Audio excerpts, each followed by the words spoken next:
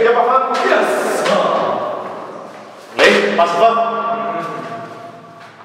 你30分，你0分。嗱，你點㗎？因為你冇答標準答案咯。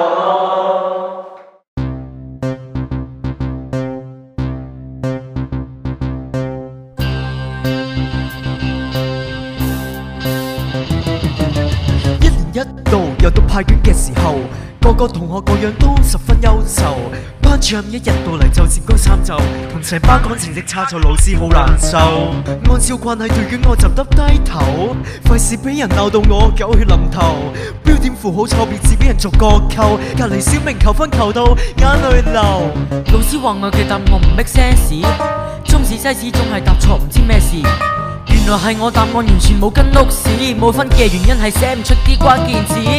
我問老師意思相近點解冇分，可唔可以摸開入邊俾啲同情分？每次派卷嘅結果都係咁，呢個制度幾時先徹底嘅革新？標準答案究竟係乜嘢意思？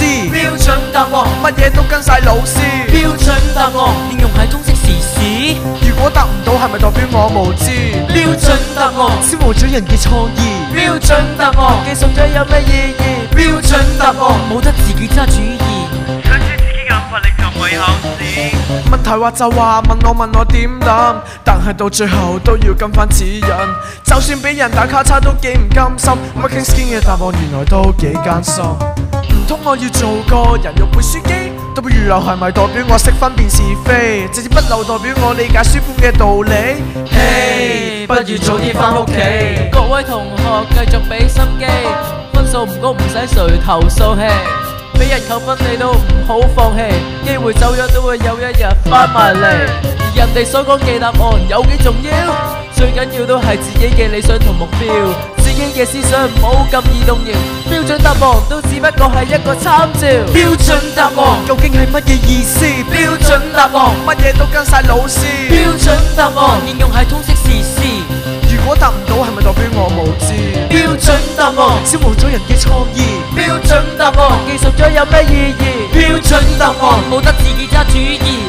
想寫自己嘅諗法你就咪考試。標準答案背責其實都幾易。標準答案有幾多人會反思？